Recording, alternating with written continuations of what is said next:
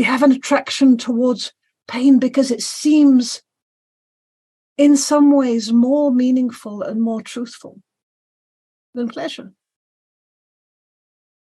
We had a really lovely day. We were fed, we were clothed, we were warm, we were with our friends or our family, or we saw people, we were content.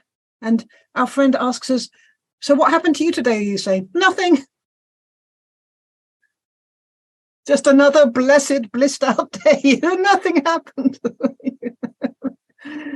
And you have a day where you come out of the house and you stand in dog shit and a car goes by and splashes mud all over your coat and the postman curses you and the bank refuses to give you an overdraft and your friend calls on that evening and said, what happened to you today? And you are on a roll.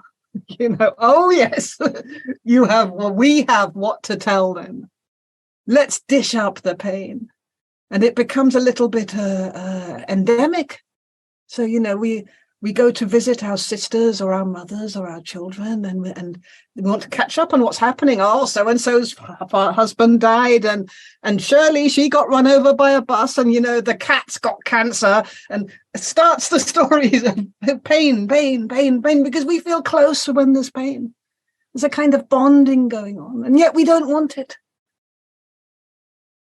And of course, this is not news. And it doesn't really help to be negative about it either. We can go on about the content of the news.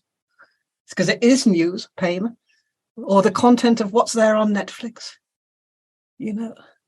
How often do we watch a romantic, happy movie in which absolutely nothing happens, where there's at least a threat of pain? So we have a double relationship. We are determined to get the pleasure and not the pain, and yet we are addicted compulsively, obsessively to the pain. And we're in a kind of loop.